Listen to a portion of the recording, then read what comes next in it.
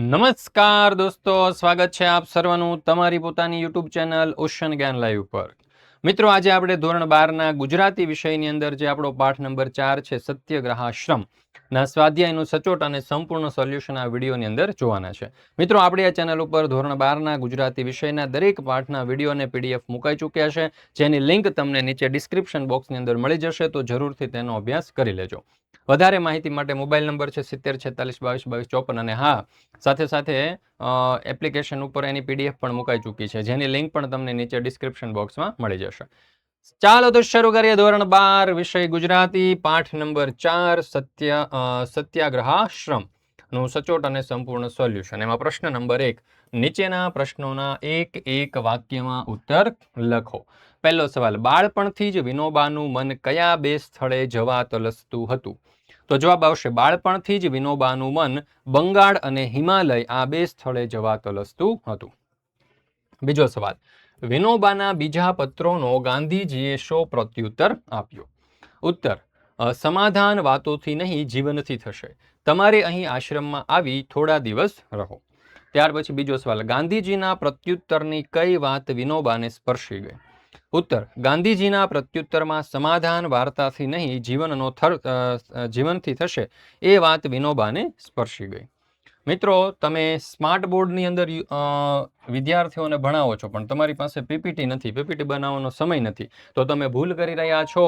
કારણ કે પીપીટી દ્વારા તમે ભણાવશો તો વિદ્યાર્થીઓને આકર્ષક પ્રેઝન્ટેશન દ્વારા જોરદાર રીતે અભ્યાસ કરાવી શકશો અને વિદ્યાર્થીઓને સરળતાથી સમજ પણ પડી જશે. તો ઓશન જ્ઞાન લાઈવ તમારા માટે રેડી ટુ યુઝ પીપીટી લાવ્યું છે ને, એ પણ તમારા નામ અને લોગો સાથે એકદમ એફોર્ડેબલ પ્રાઇઝની અંદર. ધોરણ 6 થી 10માં ગણિત, વિજ્ઞાન, અંગ્રેજી, ગુજરાતી અને સામાજિક વિજ્ઞાન, જ્યારે ધોરણ 11 અને 12ની અંદર એકાઉન્ટ, સ્ટેટિકો, બીએ, ઇંગ્લિશ વગેરે સબ્જેક્ટની પીડીએફ અને પીપીટી મળી જવાની છે. તો મિત્રો, રાહ ન જો, આ નંબર ઉપર સંપર્ક કરી અને ફટાફટ પીડીએફ પીપીટી મેળવી લો અને તમારા બાળકોને સરસ રીતે આકર્ષક રીતે ભણાવો. પ્રશ્ન નંબર 2, નીચેના પ્રશ્નોના 2-3 વાક્યમાં ઉત્તર લખો. પહેલો સવાલ, કાશીમાં ગાંધીજીએ કયા વિષય પર ઐતિહાસિક ભાષણ કર્યું? ઉત્તર, કાશીમાં ગાંધીજીએ અહિંસા વિષય ઉપર ઐતિહાસિક ભાષણ કર્યું. એ ભાષણમાં મુખ્ય વાત એ હતી કે નિર્ભયતા વગર અહિંસા ચાલી જ ન શકે.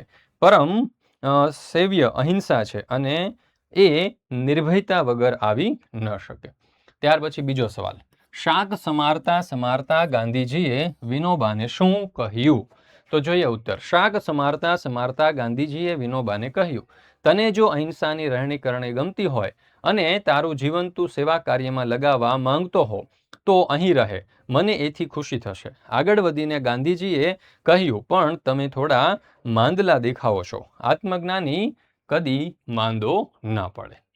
ત્યાર પછી ત્રીજો સવાલ, વિનોબાએ 1 વર્ષની રજા લીધી, એ દરમિયાન કેવો ખોરાક લેવાનું રાખ્યું?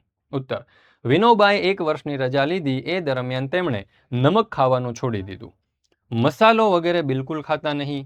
1 મહિનો માત્ર કેળા, લીંબુ અને દૂધ ઉપર કાઢ્યો, પરંતુ શક્તિ ઘટી જતા 1.5 શેર દૂધ એટલે કે 60 રૂપિયા ભાર ભાખરી, 2 તોલા વજનની કેળા, 4-5 2 પૈસાની જુવાર અને 5 પૈસાનું દૂધ, આટલો ખોરાક લેવાનું રાખ્યું. મિત્રો, ધોરણ 11 અને 12ના ઓનલાઈન ટ્યુશન ક્લાસીસ એટલે કે ઓનલાઈન વર્ગો પણ આપણે શરૂ કર્યા છે, જેની ફી આખા વર્ષની મિત્રો કેટલી છે? તો કે 2200 રૂપિયા આખા વર્ષની ફી છે, જેની સાથે તમને આઈએમપી બેચ અને પેપર સોલ્યુશન બેચ પણ તદ્દનપણે ફ્રી મળી જવાની છે. તમે ઘરે બેઠા બેઠા તાઢ તડકો કે વરસાદ હોય ક્યાંય જવાની જરૂર નથી. તમારા લેપટોપ, મોબાઈલ અથવા તો ટેબ્લેટની અંદર આરામથી પંખા નીચે એસીની અંદર બેઠા બેઠા અભ્યાસ કરી શકો છો. કાંઈ પ્રશ્ન થાય તો સરને બોલીને પણ પ્રશ્ન પૂછી શકો છો, ટાઈપિંગ કરીને પણ પ્રશ્ન પૂછી શકો છો. આવા અઢળક ફીચર આ બ્રહ્માસ્ત્ર બેચમાં છે, જ્યાં તમારા સફળતાની શરૂઆત માત્ર આખા વર્ષની 2200 રૂપિયા ફીથી શરૂ થવાની છે. છાતી ઠોકીને ગેરંટી મારીને કહું છું કે આટલી ફીની અંદર આટલું આકર્ષક રીતે તમને કોઈ નહીં ભણાવે. મજા આવી જવાની છે. બ્રહ્માસ્ત્ર બેચની અંદર બાકાજીકી બોલાવી દેવાની છે. દરેક વિષયમાં મોરે આપી દેવાનો છે. 100માંથી 90 માર્ક્સ લાવવાના છે. આ આખી આપણી ટીમ છે. તો અત્યારે જ બ્રહ્માસ્ત્ર બેચમાં જોઈન થઈ જજો. મોબાઈલ નંબર આપ્યો છે 7046222254. અત્યારે જ કોન્ટેક્ટ કરી લેજો હો મારા વાલીડાઓ, પછી રહી ન જતા. ચાલો ત્યાર પછી આગળ વધીએ. પ્રશ્ન નંબર 3, નીચેના પ્રશ્નોના સવિસ્તાર ઉત્તર લખો. 1 વર્ષની રજા લઈ વિનોબાએ કયા કયા કાર્યો કરી બતાવ્યા? તો જોઈએ ઉત્તર. 1 વર્ષની રજા લઈ વિનોબાએ સંસ્કૃતિનો અભ્યાસ કર્યો. તેમણે ઉપનિષદો, ગીતા, બ્રહ્મસૂત્ર અને શાંકર ભાષ્ય, મનુસ્મૃતિ, પતંજલિ, યોગદર્શન, ન્યાયસૂત્ર, ત્યાર પછી વૈશેષિક સૂત્ર, યાજ્ઞવલ્ક્ય સ્મૃતિ જેવા ગ્રંથોનો અભ્યાસ કર્યો. બીજું કામ તેમણે તેમની તબિયત સુધારવાનું કર્યું અને ફરવા જવાનું તેમજ અનાજ દળવાનું શરૂ કર્યું. આ ઉપરાંત ગીતાના નિઃશુલ્ક વર્ગો ચલાવ્યા. 4 વિદ્યાર્થીઓને જ્ઞાનેશ્વરીના 6 અધ્યાય ભણાવ્યા. 2 વિદ્યાર્થીઓને 9 ઉપનિષદ શીખવ્યા. તેમણે વિદ્યાર્થી મંડળની સ્થાપના કરી. એમાં વાંચનાલયને મદદ કરવા માટે ઘંટીએ દળવાનો વર્ગ શરૂ કર્યો. સૌએ બેશર દળવાનો 1 પૈસો લેવાનો અને એ પૈસા વાંચનાલયને આપી દેવાના. 2 મહિના સુધી આ વર્ગ ચાલ્યો અને વાંચનાલય માટે 400 પુસ્તકો જમા થઈ ગયા. ત્યાર પછી બીજો સવાલ. વિનોબાએ ગાંધીજીની કેવી રીતે કસોટી કરી? તે કસોટીમાં ગાંધીજી કઈ રીતે ખરા ઉતર્યા? તો જોઈએ ઉત્તર. વિનોબાએ ગાંધીજીની પોતાની બુદ્ધિપૂર્વક ઘણી કસોટી કરી, વિશેષ કરીને ગાંધીજીની સત્યનિષ્ઠાની. પરંતુ વિનોબાને ગાંધીજીની સત્યનિષ્ઠામાં સહેજ પણ ખામી, ઉણપ કે ઓછપ દેખાય નહીં. વિનોબાએ એવા ઘણા મહાપુરુષો જોયા હતા જેઓ પોતે મુક્ત પુરુષ છે, પૂર્ણ પુરુષ છે એવો ભાસ થતો હતો. ગાંધીજીની આ બાબતમાં કસોટી કરી જોઈ, પણ તેમણે જોયું કે ગાંધીજી હંમેશ પોતાને અધૂરા માનતા. ગાંધીજી હંમેશા કથા કરતા કે હું હજુ પૂર્ણ સત્યથી ખૂબ દૂર છું.